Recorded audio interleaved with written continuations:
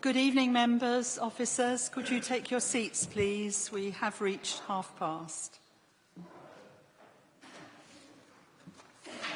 Right, so welcome to the Policy and Resources Committee on Wednesday, the 26th of October. I will start again. Do you know... We have been interviewing for a good bit of the day, and my brain feels a little bit tired, and as I'm sure Councillor Burton's and Councillor Gucci's does as well. I am looking at the minutes of the last meeting. We will start again. Welcome to the Policy and Resources meeting of Wednesday, the 23rd of November. Do we have any apologies for absence? Yes, we do. We've got councillors Mrs Bryce, Cox, Powell and Councillor Round. Notification of substitute members. If I start here, Councillor English. Councillor English for Councillor Cox. Councillor Ring for Councillor Bryce. Councillor Burton. Councillor Burton for Councillor Round. Thank you, and I think that is everybody who's indicated. Thank you.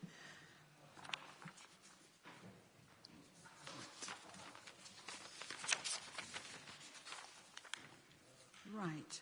Do we have... No, I can see that we have no visiting members tonight. Do we have any disclosures by members and officers? Nobody is indicating. Any disclosures of lobbying? And again, nobody indicating. To consider whether any items should be taken in private because of the possible disclosure of exempt information. We do not have any yellow pages on the agenda tonight, so I intend to take all items in part one. Is that agreed by members? And I have just realised that I haven't said a word about fire and whether we need to exit the building tonight. We are not expecting a call tonight, and I think you all know very, very well that we will allow Mrs Matthews, if the fire alarm goes off, to assess what we need to do and then follow her instructions. Likewise, I have not asked if anybody wishes to film anything tonight. If anybody intends doing so, would you please indicate now? And nobody is indicating. And as we have no members of the public here, I will not explain that that is not to put you off filming, merely so that we know. Right, turning to the minutes of the meeting, which were indeed on the 26th of October. If I can take them page by page for accuracy. Page 1. Councillor Firmer. I just thought I'd check whether it said something was being, an email was being circulated to substitute members. I just wanted to check that had happened. Who was that due to do that? Has that? Yes. Has that been done? Has the? Yes, you've had it. Good. Okay. Thank you. It has. Councillor Borden. Yeah, thanks very much, Madam Chairman. Paragraph 101, where the correction's been made to page 7, I seem to have come off the list in the latest in the latest iteration of those who wish their dissent to be recorders on the third line of that there. So if I could be added back on, I'd be very grateful. Is that possible? Do you see where I mean? We'll correct that. Thanks. Okay. This is going to be an interesting evening. Councillor Burke. It's not a minute accuracy thing, but just as a sub, I wanted to record that I don't recollect having received that email circulation, and I suspect that I'm not alone. So maybe a note for follow-up. I'm very happy to request that it's sent out again and that we check carefully that everybody is included. Thank you.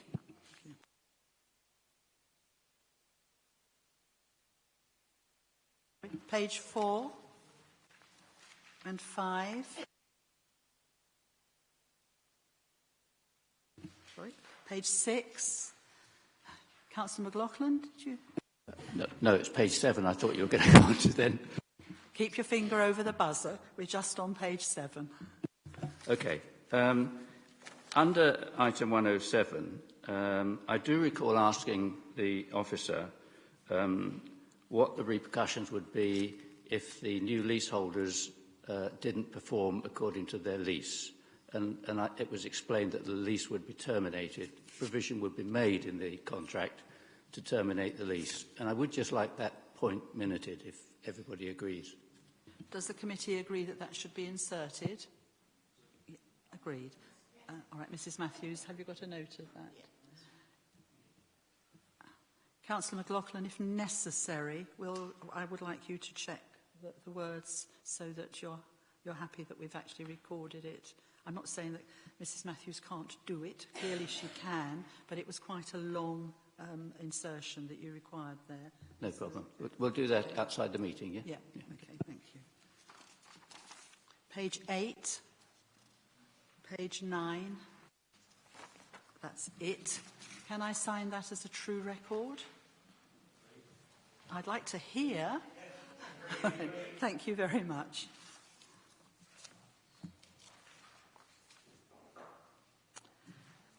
As far as I'm aware, we don't have any presentation of petitions, is that correct?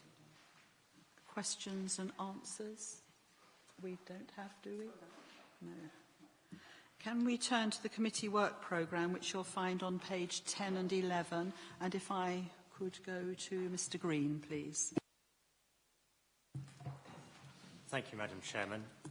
There's a couple of items that I'd like to highlight. The first one is the item at our next meeting on 14th of December about the medium-term financial strategy. And we've had confirmation from the government that our efficiency plan has been accepted. You probably remember this came to Policy and Resources back in September and was then approved by Council. And in fact, 97% of local authorities in England did submit efficiency plans and they've been accepted. So that means that we've got an element of certainty about funding over the next 4 years. And this was also confirmed in the Chancellor's autumn statement today, where he said that the government would be sticking with departmental spending plans. So all of the efficiencies that departments had put forward, he was expecting to stick to them.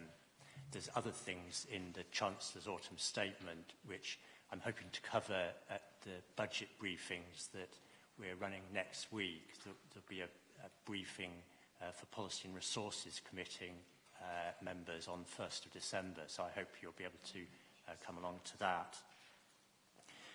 So that was the update on the medium-term financial strategy. The other thing I wanted to just update members on was the item that's coming to committee in January on flood prevention measures, and really just an interim report on what's happening with that. We've been working with the Environment Agency and the Joint Parishes Flood Group that concerned residents in the parts of the borough that are affected have formed. And we're also working with our consultants, Arcadis, who we're using to provide an independent sounding board to test the things that the Environment Agency is saying about the feasibility of flood prevention measures. Somewhat disappointing that the Environment Agency seem to be set on a particular route. They've announced that there are a couple of initiatives that they are undertaking, the work on the Lie barrier and property level resilience in what they're calling the Medway confluence. And this runs a bit counter to what we've been hearing directly from the Environment Agency, which is actually they want to engage with us and with local residents. We're just about to circulate a letter in response to the cancellation of a meeting of the executive group that consists of the local authorities affected, so KCC, Tunbridge and Malling and us, and the Environment Agency.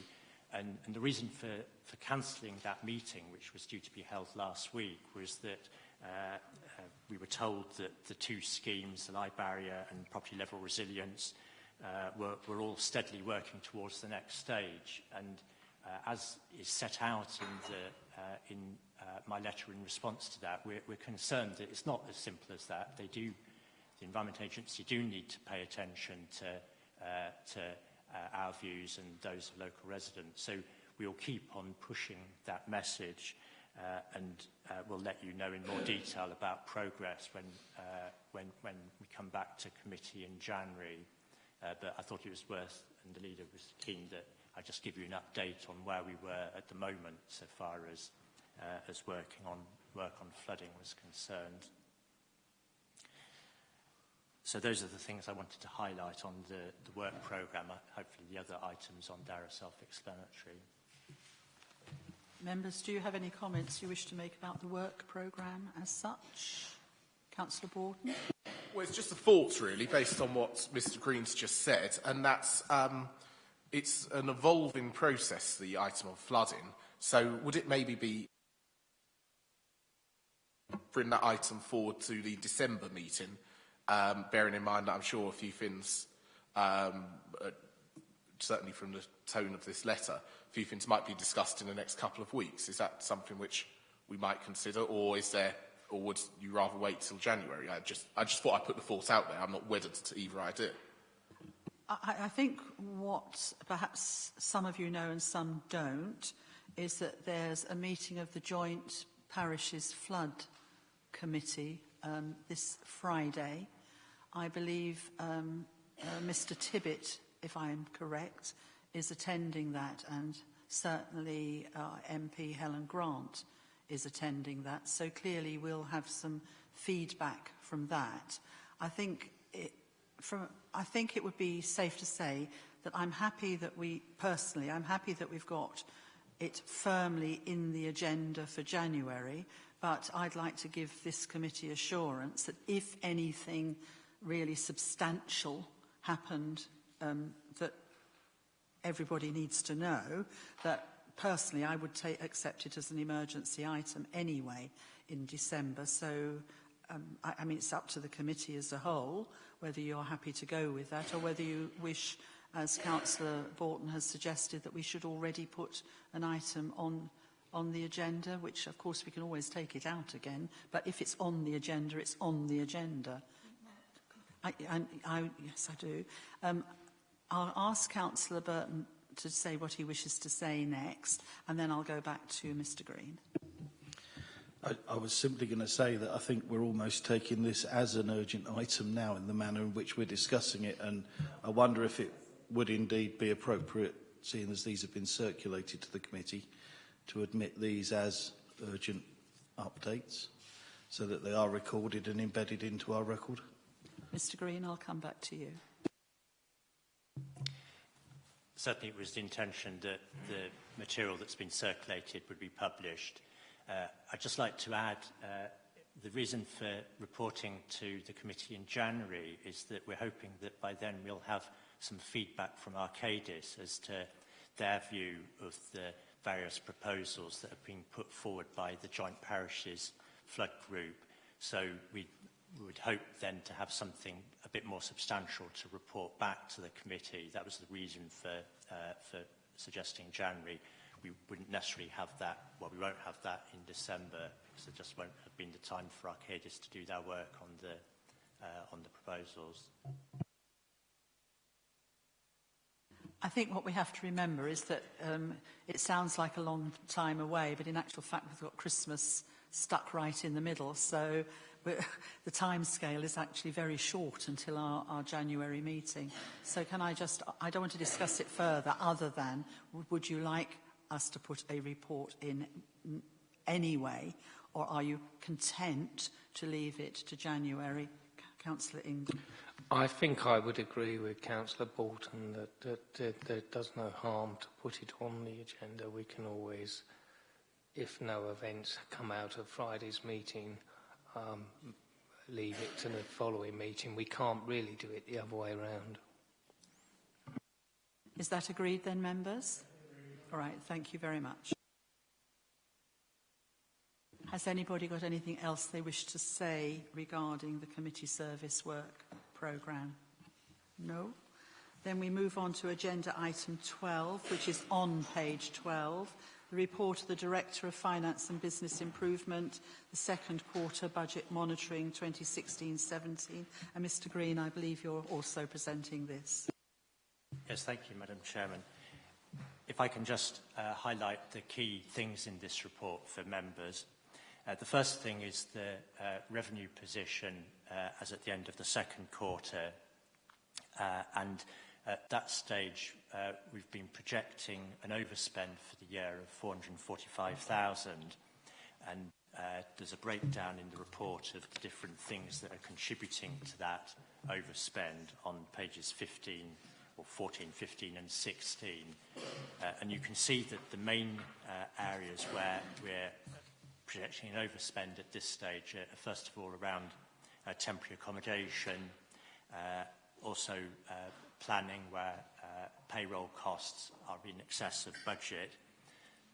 Those and some other overspends are offset to a certain extent by projected surplus on parking of 300,000, but we're still looking at a substantial overspend for the year at the moment. But there are steps being taken to address this. So far as temporary accommodation is concerned, there will be a report coming to Communities, Housing and Environment about a new approach to temporary accommodation, how we deal with the pressures in that area. The Strategic Planning Committee had a report recently on a review that we're doing around planning. So we are addressing the areas that are posing problems.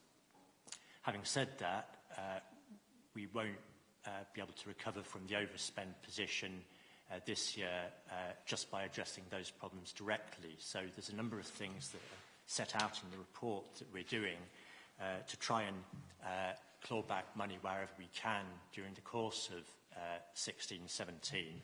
So making sure there's no recruitment carried out unless it's absolutely essential, taking a close look at all discretionary spending. So a number of measures that we're doing to try and bring the projected overspend for the year down. So that's the position on the revenue side.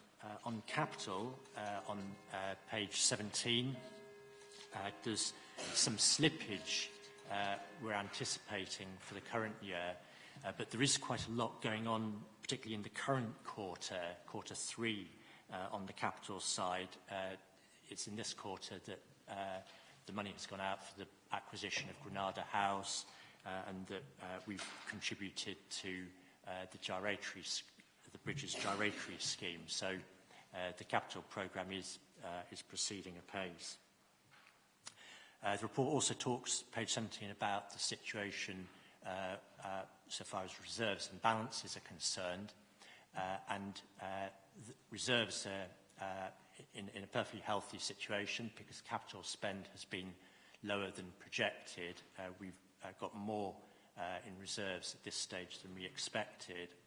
But the level of reserves, although it looks like a substantial amount, 9.78 million, is money that we do need to fund forthcoming capital investment and also to keep as a general contingency, given all the pressures that we're likely to face over the next few years.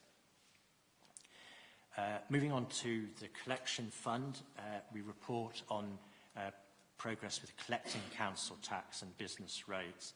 And you can see on page 18 that on both of those we're slightly behind our target as at the end of September, but we are hoping to recover that position during the rest of the year. There has been a pattern of catching up during the course of the year and getting back to or close to the target levels of collection. So at this stage, I don't think that there's too much for members to be concerned about so far as our collections are concerned.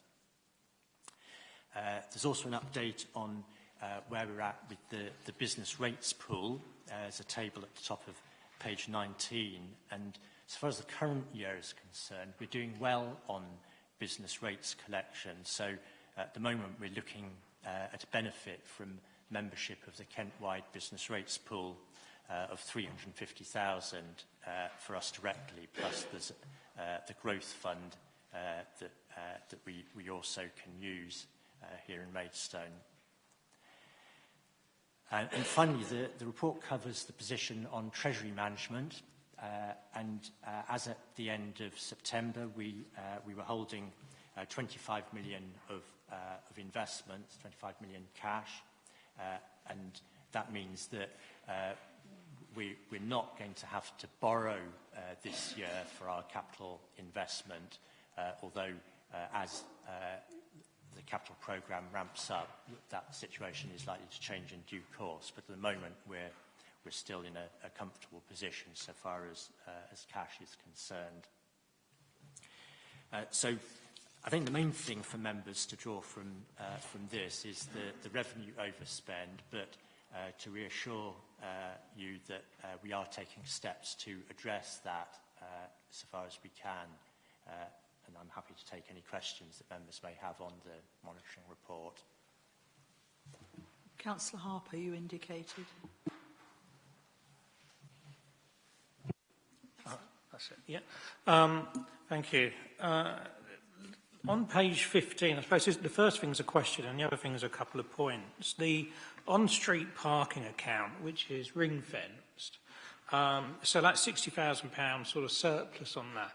I mean, obviously you've included it in your totals, but it doesn't really have any impact, if you like, on the general reserve, on the general fund, does it? Because it's ring-fenced, it has to be used on parking either now or, you know, on the relevant things either now or in the future. It can't be used for subsidising the general rates, can it? Or can it? Yes, the position with the on-street parking surplus is, as you say, that it's ring-fenced. It is a bit broader than just to do with parking, because you can use the surplus for improvements in the streetscape more generally. So we would be looking at using the surplus in that way, but you're right, it is ring-fenced and it's not money that we can just use for anything. Okay, thank you for that. Obviously, looking at the points about the reserves and so on. I mean, I remember when we discussed this, it must be 2 months ago. I must admit, I thought it was last month. We've got £25 million in cash, in cash investments at the moment. And I was at a meeting recently at Kent County Council, and I know their officers there are starting to look at slightly more creative ways they might be able to invest some or all of their cash reserves to try to generate a better return for them. So I just wondered whether it might be sensible, given the low rates we're getting, to have conversations, if you're not already doing so, with Kent County Council and perhaps other local authorities, just to see how we might be able to get a bit more money out of this 25 million, because whilst some of it's going to be needed in the next year, I'm sure we're not going to burn our way through £25 million of cash on top of everything else we're bringing in, I would have thought, in 1 year. Mr. Roon. I think there's two things to consider here. First is what you do while you're just holding cash in the short term, and the policy we take there is to be very prudent and just hold it as cash balances. We wouldn't want to put it in stocks and shares or any kind of investment that risk going down in value. And a good proportion of the cash is being held just on a short-term basis because, as I suggested before, we do envisage incurring capital expenditure over the next few years, and that potentially could generate returns for us. We've already invested capital on things like Granada House, and those types of use of capital funds will generate returns. So if I can reassure you, Councillor Harper, that we are looking very carefully at how we can use our resources to maximise the return for the council. I mean, I accept all what you're saying, But I just think it might be worth looking into this in a bit further. With what, as I say, Kent County Council is trying to look at ways it can earn a bit more. Because when you look at that list on page 27, the breakdown of the 25 million, given that I think inflation was this week announced to be around about just under 1% or 0.9% or something, we've only got £5 million of this £25 million actually on a higher rate than what the rate of interest is. So actually, as we leave all this money there, for whatever reasons that you were just saying, it's actually losing its value. When we come to spend it on projects or purchase assets in the future, the money's going to be worth less then than it is now because of inflation. So I would have thought we should, it won't do any harm to see if there's, through discussion with other colleagues, if there's any way we can at least overall, get our money tracking inflation, if nothing else. Mr. Green? So far as the cash investments are concerned, we do look very carefully at what's out there in the market, and the analysis that you're looking at on page 27 shows that we have been successful in getting investments that yield 1% plus. The ones that yield the lowest rates, the money market funds, those are amounts that we invest just for the very short term. So that the two first investments there, Standard Life and Federated Investors, that's money that we've got that we can call on at 24 hours notice if we need to make large payments. But more generally, so far as making effective use of our funds is concerned, we are coming back to Policy and Resources in January with our capital budget proposals. So maybe if I can address how we're making use of our capital resources in more detail in that report, if that would help. All right. I think you've had a fair crack at the whip. Councillor McLaughlin is next.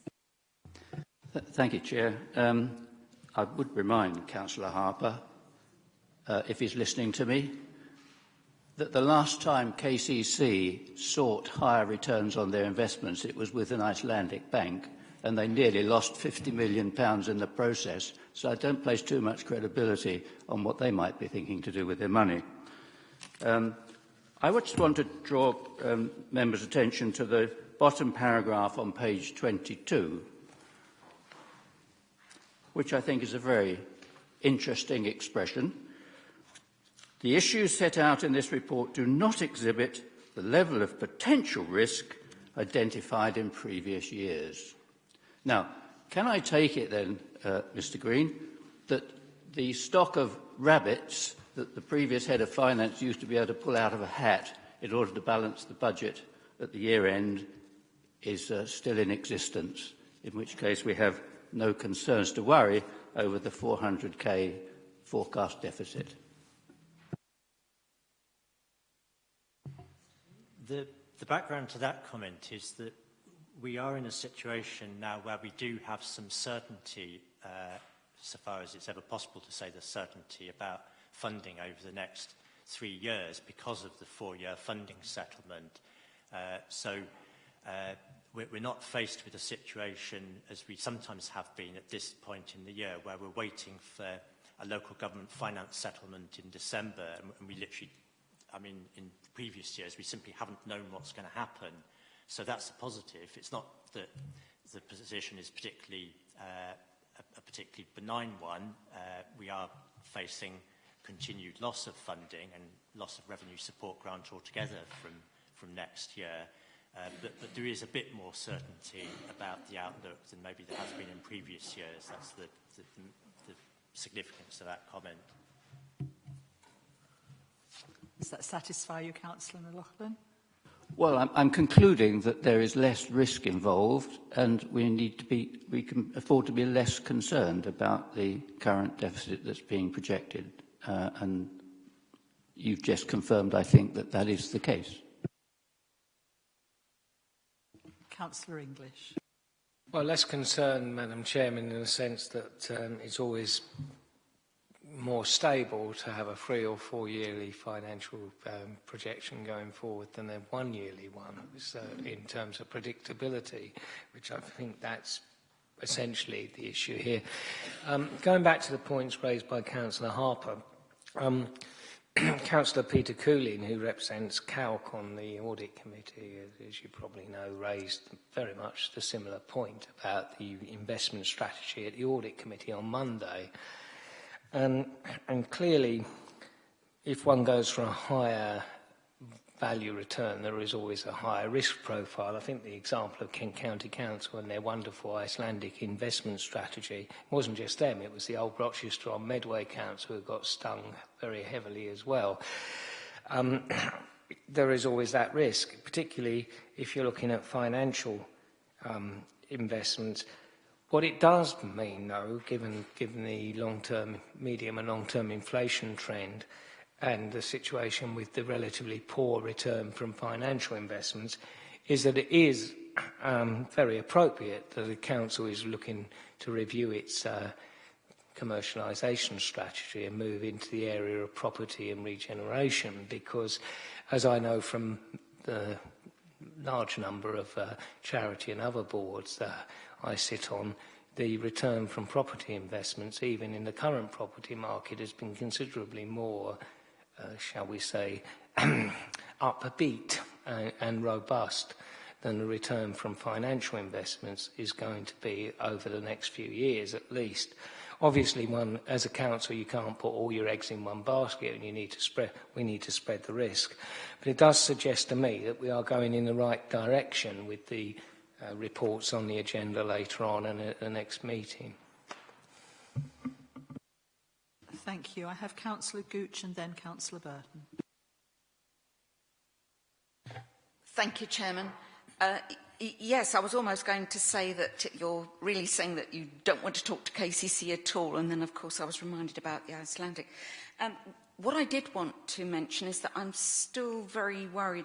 We do need to keep that ability to call on our cash reserves, and it's important that we keep it there. I'm very aware of the temporary accommodation. It's just growing year on year, and I'm certainly very encouraged by the future of, purchasing houses, all sorts of stuff, to try and overcome it and reduce that budget. But it's going to take time for that to come on stream. So I have got that concern. I do know that we have got somebody up in Maidstone House there who sweats blood trying to get the best for us for our investments. And I think in the past we've invested in an obscure Australian bank, I seem to remember, but that's only because the rate was reliable and it's short term. And I know that we don't take unnecessary risk with our investment, and it's important to keep that in mind. That was more of a comment. Thank you, Chairman. Thank you. Councillor Burton. Thank you, Madam Chair. I don't want to repeat too much of what's being said, but I would like to reiterate the inflation effect against our cash balances. I think this was drawn out very well at Audit Committee earlier in the week.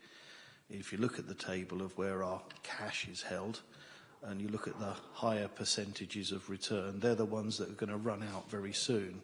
And actually, the much, much lower fractions of percent are the ones that we need to get used to. So money will be devaluing in the bank. And I guess, as has already been said, agenda item 16 might be where we focus our attentions later. Having said all of that, I think this is incredibly serious. And I almost sense that we're sitting here thinking it's 500,000, we're taking some measures. But this is really, really serious because it's a trend. Everything in the reports I'm reading tonight, it's all sliding in one direction. So direct question to Mr. Green. We're taking whatever actions we can. I think you said we're not going to square the balance off at the end of the year. So a direct question is, so where will we be taking that money from to balance our revenue budget?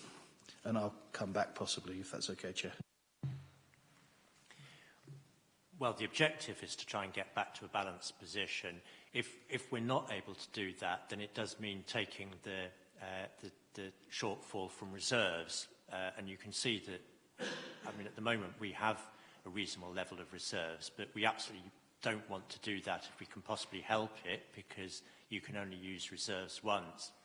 And you're right, we have to be very concerned about the overspend, because we're going to be talking next week about the budget for 17-18, and of course we need to start from the basis that we're balancing the existing budget when we're setting future years' budget. So I'm particularly concerned about those areas like temporary accommodation and planning where we're overspending, because if we can't sort those issues out, then we start 17-18 with a deficit. So yes, you're absolutely right, Councillor Burton. I mean, we don't treat the issue lightly at all. Picking up that note concerning planning, I'm pleased to observe that we've got a very in-depth planning review afoot, so we can really get under the skin of some of those issues. I'm certainly going to refrain from making the observation that the current leader's second budget proposed brings us to this situation, because I think these are factors that are outside of that. One of the things I would like to just say within the planning deficit, they're real costs attributed to real circumstances currently that we are having to deal with. You know, local plan examinations are an expensive business. Supporting neighbourhood planning appeals or inquiries or hearings, whatever we're going to call them, is an expensive business. And we had previously considered some of those to be one-off costs and actually looked at allocating some element of the money in New Homes Bonus to address them in that manner. So I don't think we're quite at the point of an emergency budget, but if this trend moves heavily in that direction, we almost are, and I'd just like to float that possibility in front of members that we might want to address some of the planning deficit in that manner. The homelessness aspect, I think, is something that's going to escalate and escalate, and as we move into the next budget preparation period, then I think we've got some really tough decisions ahead of us about how we address that. But the New Homes Bonus thing with direct planning costs, perhaps. I think I'm going to bring the chief exec in, but before I do, I'm going to actually reiterate really what Councillor Burton has said, because not the detail, but the seriousness of the situation. I mean, I've listened a little bit today to what's been coming out in Westminster. The projection is not good, and that will inevitably impact on us as well. And this is the first, I might be wrong, but this is the first time I remember of this council actually going into a deficit in this sort of way. So every councillor here does need to bear this in mind, not only when we look at the quarters we're looking at now, but when we're setting the budget. And in the past, I've heard repeated many times, don't look at the small stuff. Just look at the big, because that's where you can make your savings. I really think we're at the stage now where you look at every single line of what we do and have to make quite difficult decisions on it. And that is partly what these meetings will be about next week, to prime people and explain it. So I will use this opportunity to say that I think it's really, really important that every member of this committee makes every effort to get to this session next week, so that we're really well primed when we come to have those in-depth discussions. Mrs. Broome. I'd just like to respond to what Councillor Burton has just said. The Council has previously made 2 decisions, at least, which echo what you have said.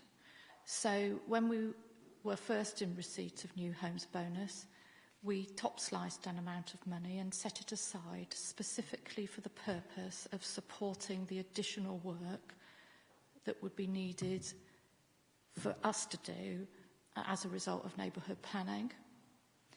Some of that resource still remains, and we can certainly look to ensure that the costs incurred are being attributed to the right place, so that the base, we've got a 100% accurate position in terms of the base budget. But I think I just wanted to reassure people that that option had already been identified and actioned. And the second point to make is that you're absolutely right, there are extraordinary costs associated with local plan processes when you go into the examination period and also in the preparation of the local plan. And there have been previous decisions which have allocated significant amounts of money, hundreds of thousands of pounds, to enable that to happen from New Homes Bonus. What we're seeing in this report is a report against the base budget. This is for the ordinary operations, if you like, that happen within the planning activity. So those two things that you have mentioned are already taken into account. One of the things that we did do, though, in a previous year, when our income levels exceeded those that had been budgeted for, was to set aside some of that so that we could smooth for years when that might not be the case. If we are not able to bring things collectively across the authority as a whole back into balance, then we can consider calling on that part of our reserve in order to address the current issues. But as Mr. Green has said, we need to be extremely careful about essentially building in that additional resource for future years. So whichever way you look at it, it will pop up in one place or another. And I agree with the advice that has been given, that the earlier you deal with the problem and make the difficult decisions to resolve it, the better. Yes, come back if you wish. Very briefly, I do recognise what you're saying about the costs relating to the base budget planning service versus the exceptional costs and how they are accounted separately. I do think there is a consequential link between the workload of the planning department vis-à-vis if we had an adopted plan, which I very much hope that we very well soon will, perhaps the element of appeals would diminish, so that we have got a gap there. And I think there is some justification to look at overlapping those two budgets. I'm diametrically opposed to using capital budget to support revenue spending. Absolutely not. Except where there is an utterly justifiable exception. And let's wait and see what the budget planning workshops over the next week or two or three actually lead us to. If I just may add one thing, I think you're right. The debate needs to be had during those budget discussions. I would simply say that the growth in our population creates demands for all sorts of things. And so we would need to take a comprehensive look at whether or not we want to change the way in which we have previously agreed to use our New Homes Bonus resource. So you're right, there are connections and synergies with planning. Exactly the same point could be made with respect to keeping the borough clean, number of bins we need to collect, all of those sorts of things. So I'd simply say that it's an issue perhaps for all the informal discussions with all the committees. Did you want to come back once more, or are you content? I'm going to say I might agree to disagree until we have the in-depth debate shortly. I think I'd be surprised if there were any councillors, there might always be one or two, who would wish to use capital or anything in that type of Arena to prop up revenue, because it's a dangerous slope to get on. And so really it's just reiterating how important it is that all the councillors who are on the service committees attend the meeting, or do their level best to attend the meetings next week, so that they get the information and they're well primed for when the debates come to their respective meetings. It's really important to have as much information at your fingertips as you can actually get. That doesn't mean that you're being told what to do. It's merely trying to give enough background information for good understanding for those discussions to take place. Councillor Burton, you look as though you would like to push it down again. I am, and sorry if this is turning into a conversation, because I don't mean it to be so, but on this issue of the budget workshops, and I have corresponded with Mr Green on this, I think it would be useful to us all to clarify how the separate workshops will tie together, because I think as the 55 councillors we need to understand the whole picture, and I need to be clear that if I attend this one I'll get a focus on that issue, but at the same time a bigger understanding. Or is it your recommendation that we do actually attend them all? I think this is critical to the next stage of budget making. I can answer that one and not go to the officers. All councillors are invited to all of them if they wish to put in the effort and do so. And I've already indicated that if I can, I will do so, particularly for members of this committee who probably do need an overview. But yes, of course, Mrs Broom, you can come.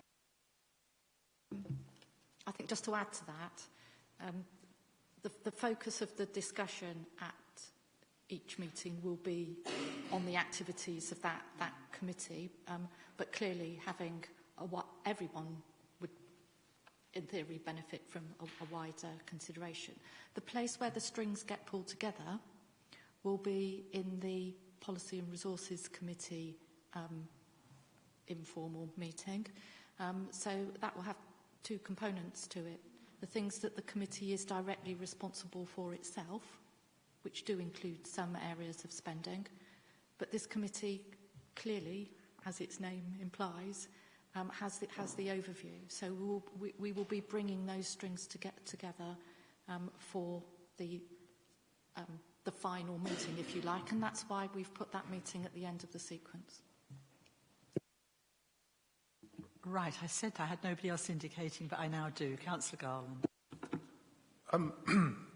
Well, first of all, the money is not going to come from capital if there is a shortfall. It will come from reserves, which is why it is there. So I think that's an important point to make. It's not the capital fund that will be attached at all. Secondly, whilst this is what I'm about to say is not to detract from the efforts and the requirement for efforts to be made to address the overspend, this occurs quite naturally, quite often, halfway through a municipal year, financial year. So I've seen the figures. Yes, there is a significant overspend in certain areas, but it is two key areas. First of all, temporary accommodation, that is a demand-led problem. So I think that officers will find it very difficult to some degree, unless we perhaps agree the commercialisation strategy later on in the papers, to actually mitigate some of the bigger significant increases in temporary accommodation. But if you strip out that demand-led aspect of the overspend, then the rest of it is of very small magnitude indeed. I accept the planning issues, but we're going through a local plan process. Money will be found to do that. So I think what I'm trying to say is, when you take into account the demand-led aspect of temporary accommodation, and by far and away that is the biggest overspend, I think when you look at the rest of the budget, which is much more in the gift of councillors and officers' control, then I believe that can be dealt with quite adequately. So I think, whilst not to detract from some of the comments that have been made, but I think it's important to put it in perspective that actually this isn't too bad a position. Clearly action needs to be taken. Action will be taken by officers and senior members as well in order to mitigate that. But I think we need to put that in perspective that actually, let's not draw this out too negatively. I think we're in a reasonable position as a council because we have reserves, we have a vibrant capital programme, and we do have a good revenue budget in place. So I just want to put that context on it before we all go away and I'm going to move to a vote, but I'm going to give a big but here.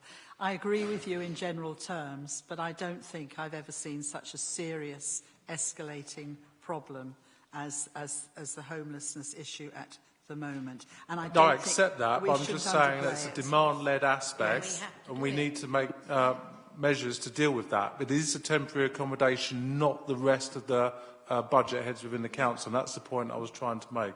Clearly. Point well made, Councillor Garland, but I think we still shouldn't underestimate the seriousness of that particular side of what we are facing, and hopefully we will be coming to that later tonight because of yes, okay. On page 12, there are 3 items to note, but there is a recommendation as well that which actually is a final decision for us tonight. So I think we need to take each of these separately. Do I need to read them out, or can I just say item? All right. So do you note item 1? Is that noted? Can I? Thank you. The next one is the decision, which is to approve the proposed slippage in the capital programme. I will read this one, of £1,417,894 into 2017-18, as detailed in paragraph 213. Is that approved? And can I have a show of hands for that, please? That is unanimous. Thank you. Then we have item 3, which is again to note. Is that noted? Thank you. And 4 is also to note. Is that noted? Thank you very much. So if we move on to agenda item 13, which is the report of the Head of Policy and Communications Strategic Plan Performance Update Quarter 2 2016-17. It's over to you, Mrs Woodhouse. Thank you, Madam Chairman. Each service committee has considered the performance of the indicators and actions for their areas prior to tonight's meeting. No comments have come forward from those service committees for tonight's meeting in relation to the performance report. I'm pleased to say that performance is largely positive, with 70% of key performance indicators reported achieving or exceeding the targets set for this quarter.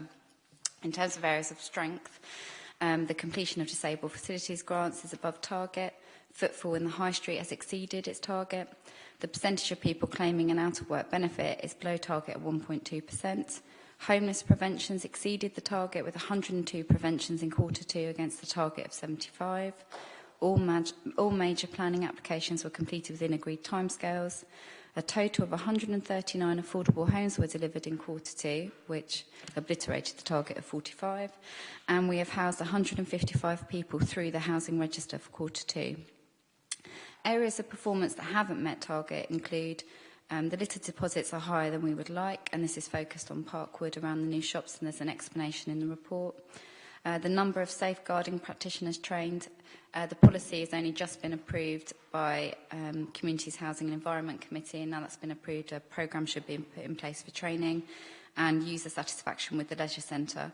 They've actually changed how they're carrying out the survey to increase the sample size and get a more representative result. And senior management from the council have met with the contractor about the results to look at how we improve customer satisfaction at the leisure centre. But I'm happy to take questions. Councillor Harwood.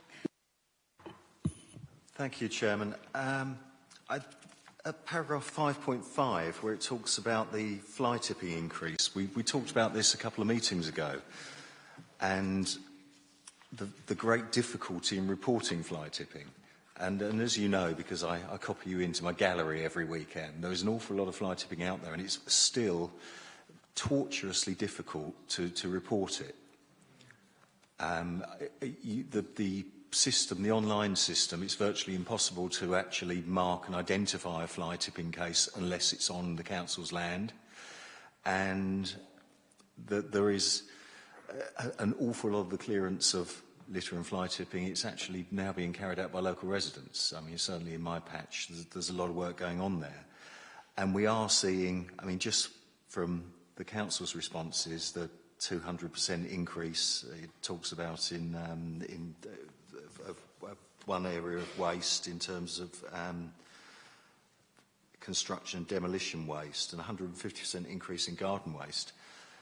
There is clearly a correlation with the demise of the Saturday freighter.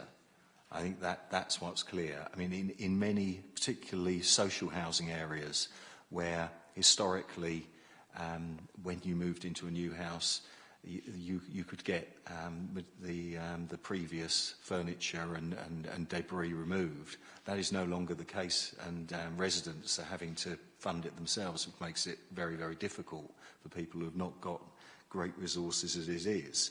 And the Saturday freighter was an absolute real help to them and assistance to them.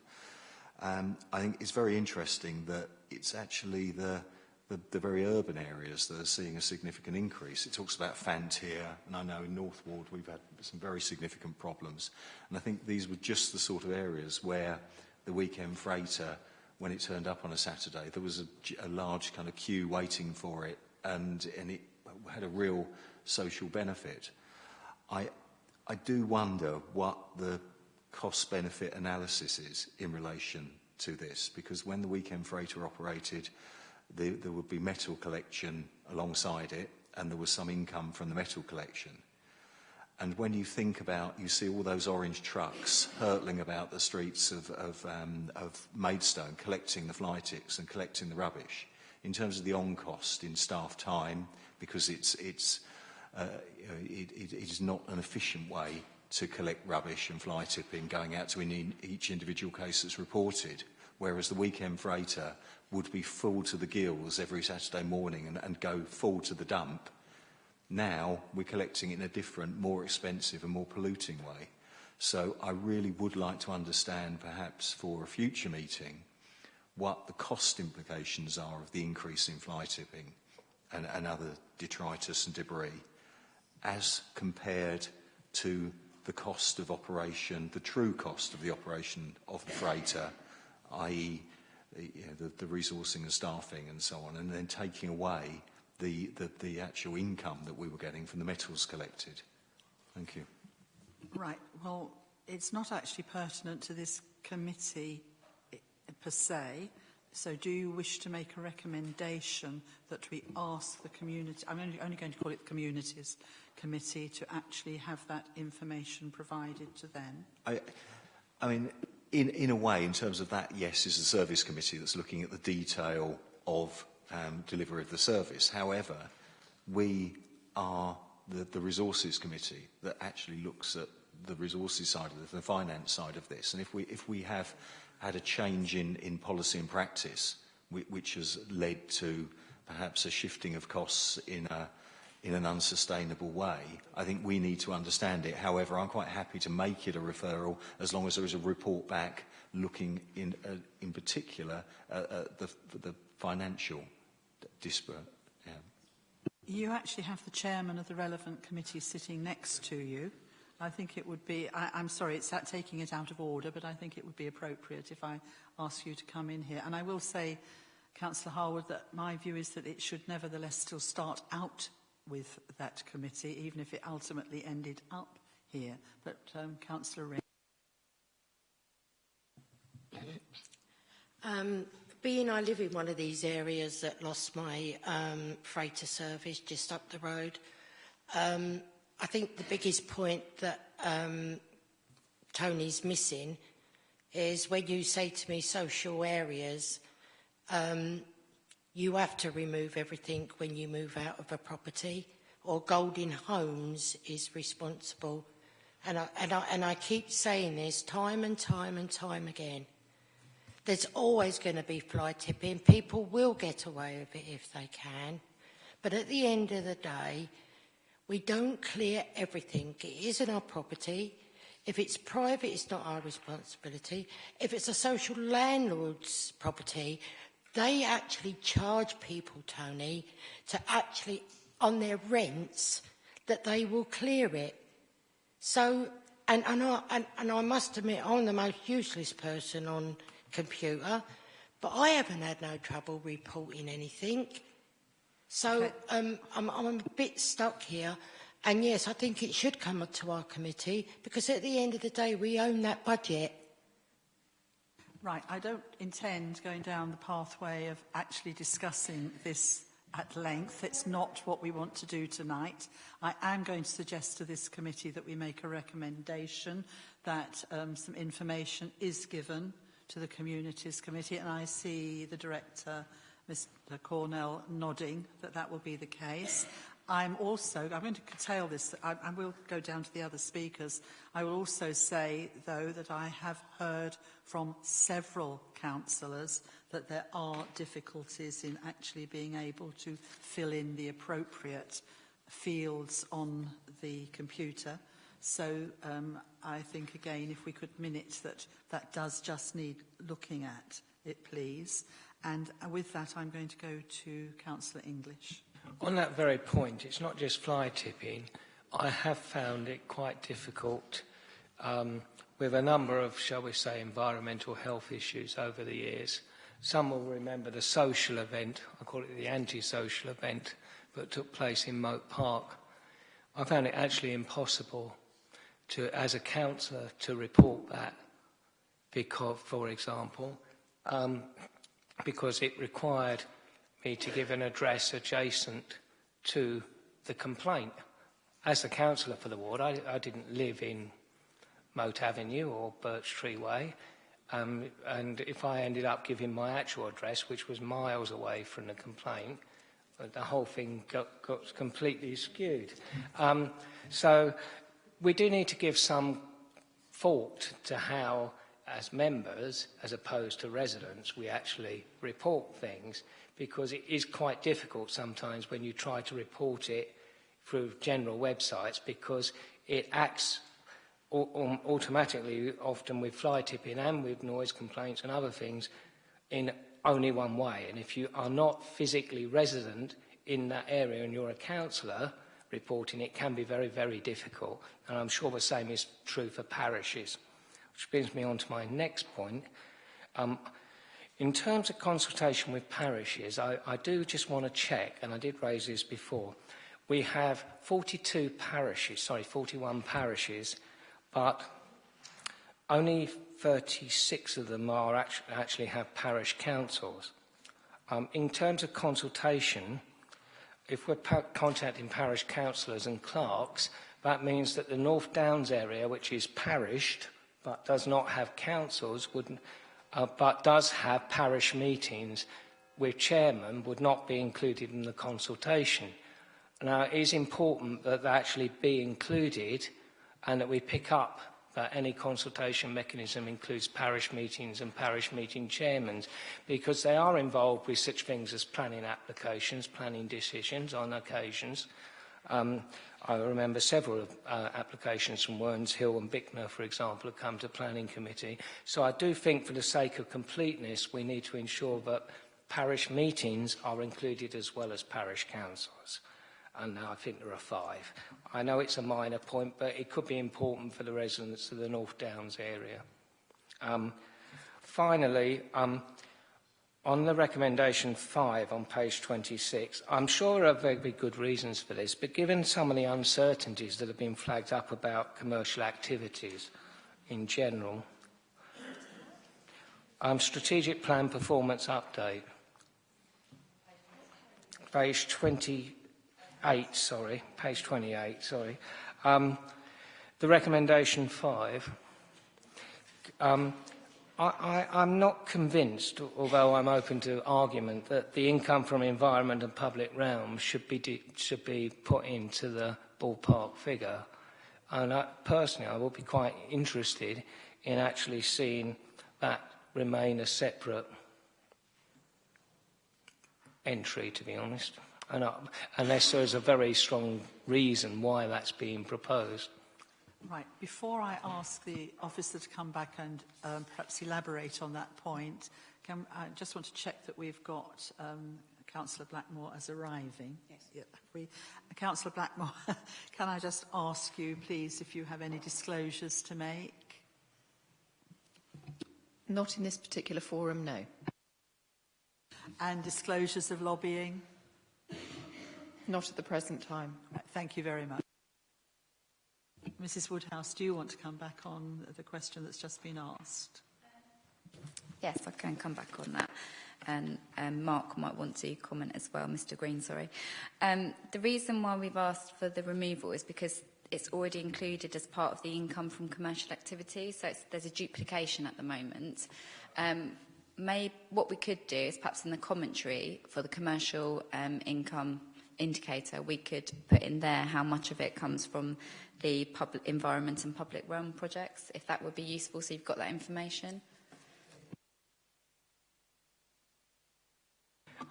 Wish to pursue this is it might be useful, given that we've gone through, we've got a public realm policy that's just been adopted by Heritage, Culture and Leisure and is going in terms of the planning process to SBS&T, to actually have this background information. Now, you may wonder why, but it actually could be useful to know what the separate income figure is if one is seeking further funding for this particular area.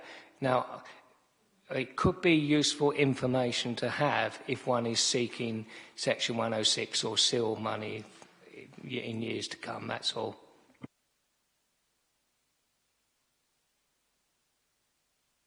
Has that been noted? And you're satisfied with that? All right, thank you.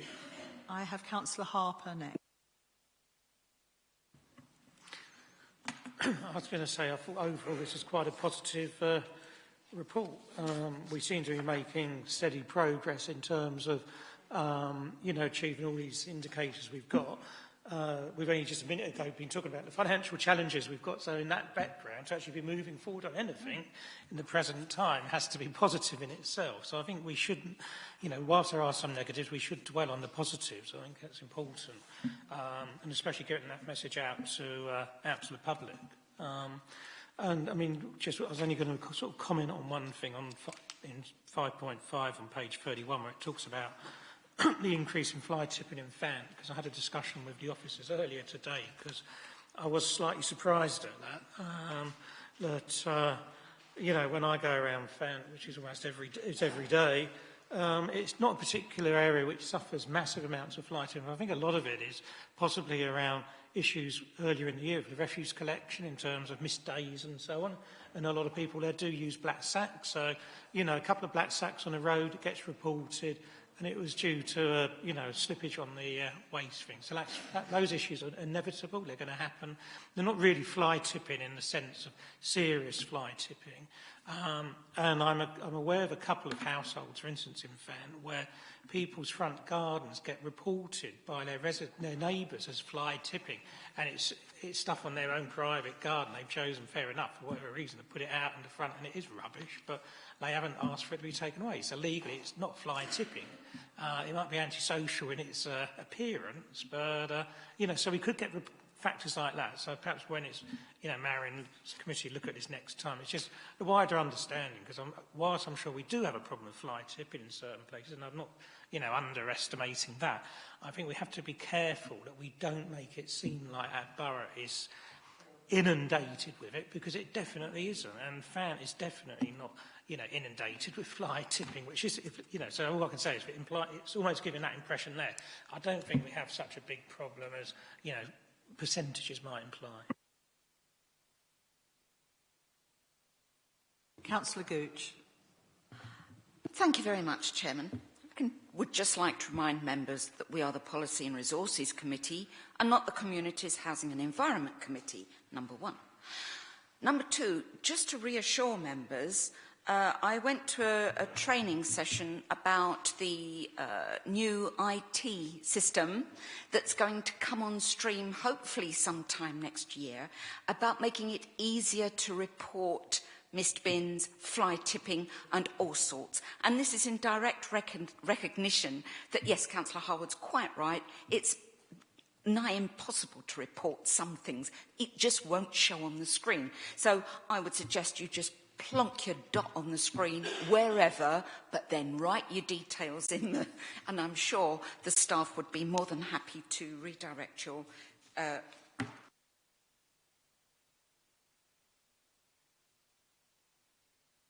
I've been censored, but I would like to just thank the officer for a very informative report. I think we're on the right track, going in the right direction overall. So thank you very much. Councillor Bolton.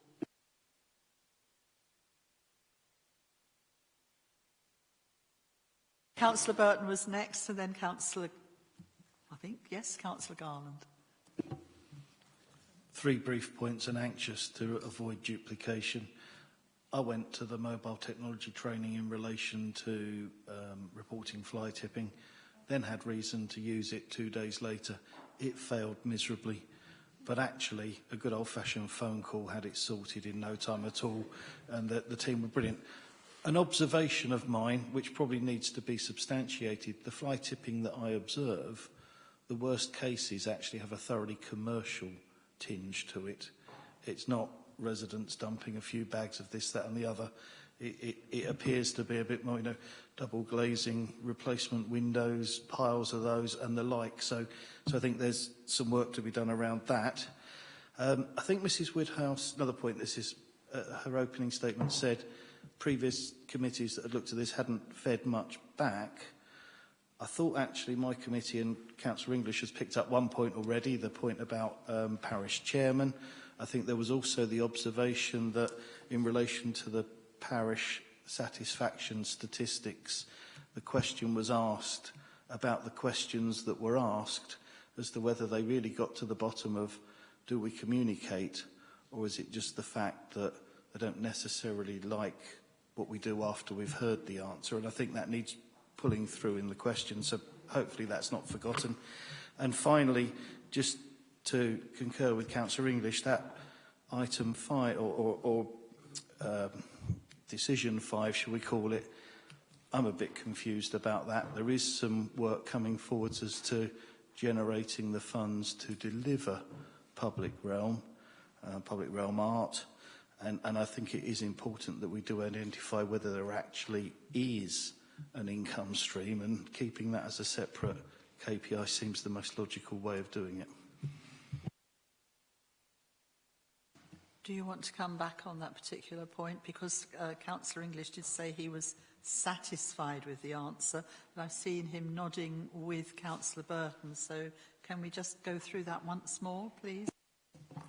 Yeah, apologies about, you're right with the statement about parish. When I checked back with my team, they did raise the parish issue, but I don't think it come forward formally, but I will make sure that's picked up and taken back, and they did have it, so thank you for that. With regard to your comments on the public realm, I think we're talking about 2 different things. When you were talking earlier about the public realm policy that's been agreed, that isn't this. This is about things like the commercial waste service and things that grounds maintenance are doing to generate income. So they're 2 different things, which is why I was saying we're reporting it in 2 places. So it's already included in one indicator, and then we pulled it out and got it separately. So this was to put it into one, and then I'm more than happy to include commentary to tell you how much has come from public realm within that. But if you want it separate, that's fine, whatever you go for.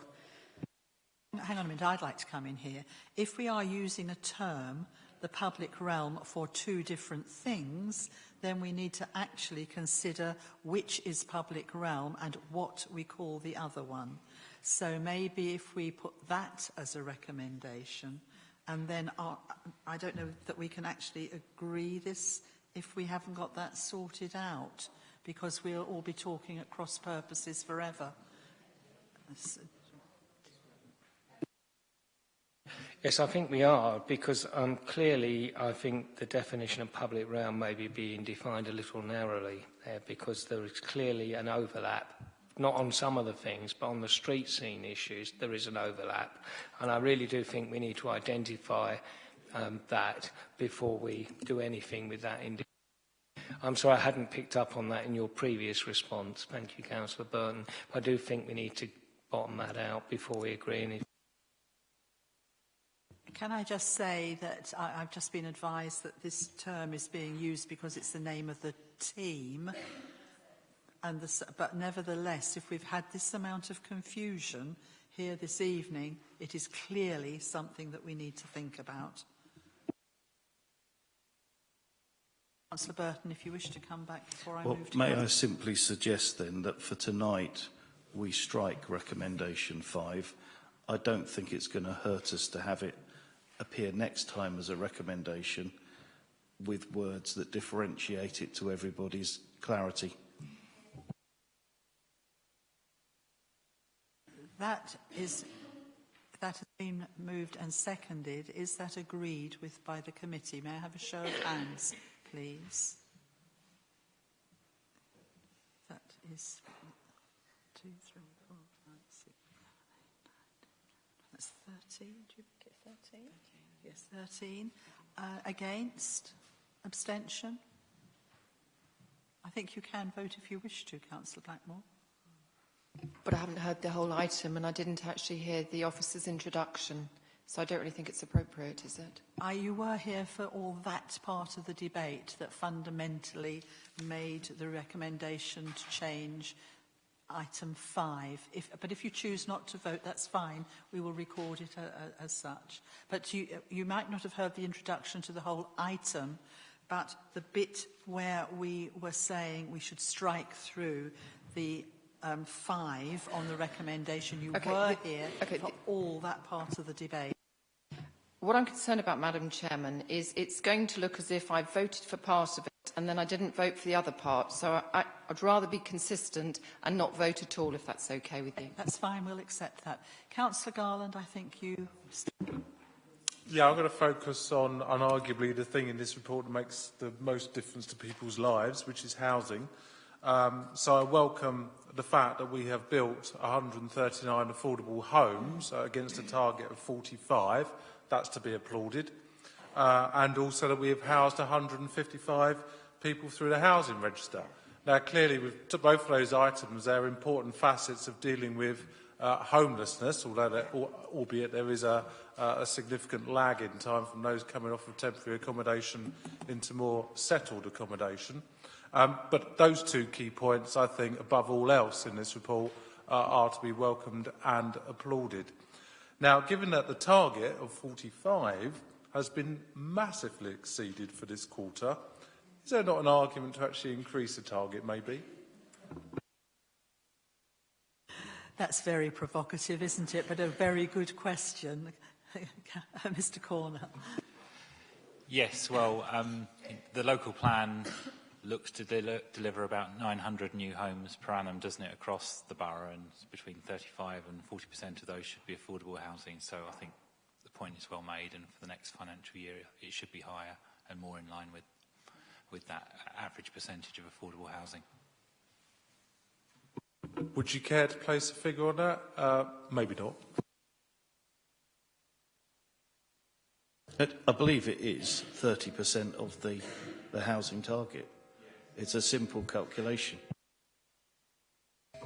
I think whilst that's the target, sometimes developers do use sort of viability assessments to bring it down. So, but I would say something in the region of 20–25% of the local plan delivery target would be sensible, and that's what we should be moving to.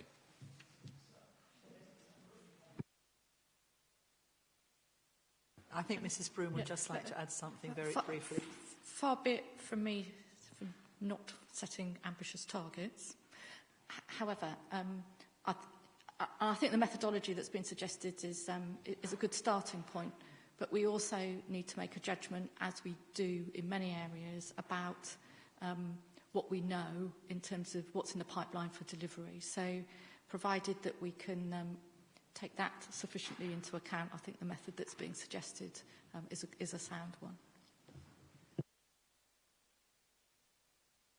I have a few people looking perplexed, but I have nobody else indicating that they wish to speak.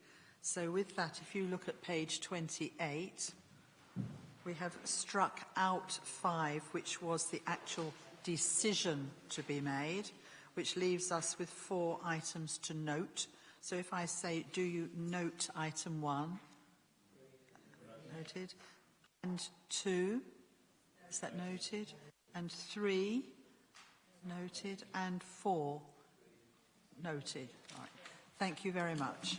So now we move to agenda item 14, which is on... Madam Chair, before we just move on, can I just come back to that last point that we were take it. May I venture a recommendation to strategic planning that they advise a suitable target for those KPIs, because there is extensive work behind that.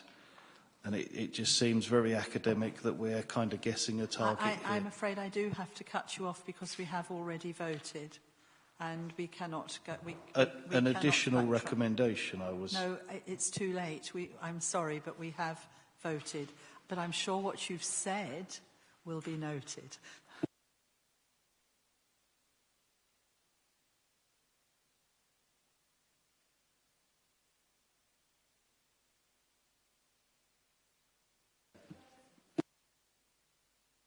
Councillor Burton, just to reassure you, each committee will have the chance to advise on the indicators before they come to this committee for approval. So all councillors have a chance to have involvement, including your committee, in quite a formal, structured way. So please be assured you will definitely have a chance to comment, and it'd be great to have some of the targets questioned and pushed in that way. So thank you. I see that we have 2 members left the room, so I'm going to suggest then that we have a 10-minute break because we have people going in and out all the time, but that will be the only break. I will not be calling another one later. So, or are you? Well, sorry? Yes, because Councillor Garland has also left the room. 10 minutes? 10 minutes, which takes us to 8 o'clock. So, thank you.